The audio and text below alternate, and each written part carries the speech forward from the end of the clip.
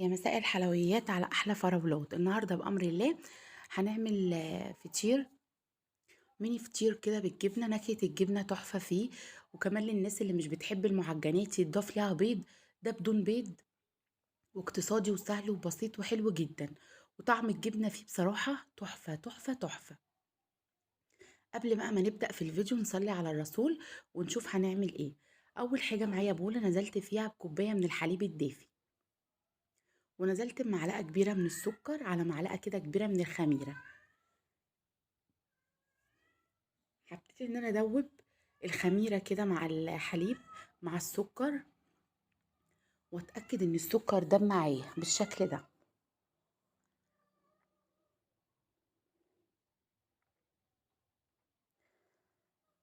وبعد ما اتاكد ان السكر داب والخميره كده مع الحليب، هنزل بربع كوبايه من الزيت. عايزه اقولك ان طعم الفطير ده حلو جدا. طبعا في الفطار في العشاء بكوبايه شاي او كوبايه شاي بلبن، او شاي بس انت كده كده ضايفه فيه جبنه وضايفه فيه حليب، فممكن نكتفي بالشاي بس. بجد طعم الفطيره حلوه جدا، هتعجبك. نزلت دلوقتي بمعلقة كبيرة كده من الخل، رشة من الملح، وهقلب برضو.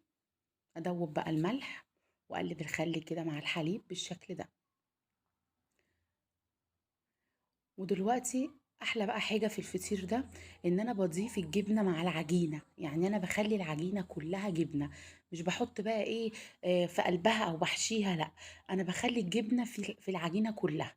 كان عندي معلقة ونص كده من الجبنة اللي هي الدومتي بالزيتون، نزلت بمعلقة الجبنة. وكان عندي جبنة مثلثات فتحتها كده 6 قطع ونزلت برضو بيها. بتحبي الجبنة الرومي ضيفي جبنة رومي، بتحبي الجبنة الشيدر ضيفي، بتحبي الجبنة الموتزاريلا ضيفي، جبنة عكاوي، أي جبنة، جبنة قريش دوبيها في العجين، أي حاجة بتحبيها وأي نكهة، أي طعم جبنة بتحبيه ضيفيه. هبتدي بقى ان انا ادوب او اسيح الجبنه كده مع الحليب مع الخل مع الخليط كده، هدوبه كويس جدا. لان انا دلوقتي هبتدي ان انا اضيف الدقيق واعجنها. يبقى خلاص بقى كده. اول ما اتاكد ان، بصي بقى، بصي القوام العسل ده. اول ما اتاكد ان الجبنه ساحت كده ودابت خلاص، هبتدي انزل بالدقيق بتاعي. استخدمتي قد ايه دقيق يا سمر؟ انا استخدمت نص كيلو دقيق، 3 كوبايات ونص كده من الدقيق. نزلت بكوبايه وهنزل بالتانيه والتالته والنص، نص كيلو بس من الدقيق.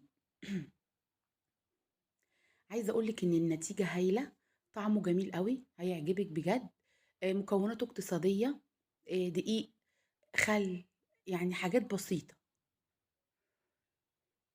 لو مفيش جبنه او مش متوافر جبنه ومش حابه تضيفي جبنه ما تضيفيش. بعد ما نزلت بقى بالنص كيلو الدقيق، عايزه اقولك ان انا بنخل الدقيق.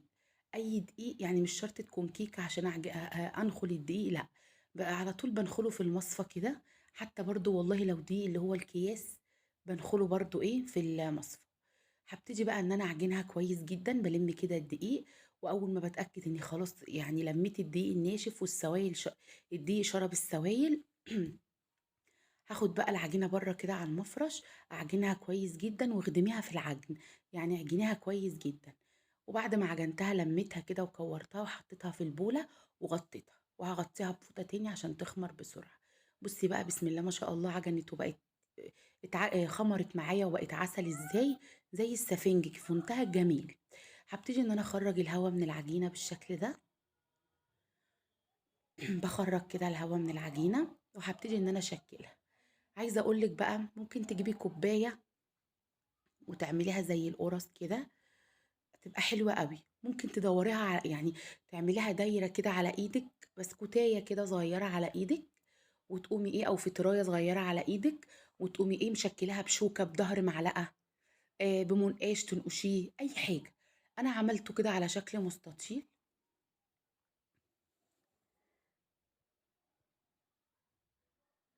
وبعد ما عملته على شكل مستطيل، ابتديت ان انا اساوي الاحرف او الجناب، قطعتها بالسكينه عشان يبقى المستطيل متساوي. وهبتدي ان انا انزل، يعني ايه، اخليها شرايط كده. هبتدي اقطع العجينه بالطول، بحيث ان انا اعملها ايه سبعات وتمانيات كده، تمانيات، ها. وعايزه اقولك ان انا مش مالكه ان انا اقطع خالص، مش عارفة وما اتضبطش معايا في التقطيعة، بس هو الطعم تحفة. لإن أنا واقفة عكس يعني بإيدي الشمال، مش عارفة بُصّي أسند، مش عارفة بإيدي الشمال، شغّالة بإيدي الشمال، عشان كده تحسّي إن أنا مش مالكة. بُصّي يعني طعمه جميل، وهتشوفي الشكل النهائي تحفة.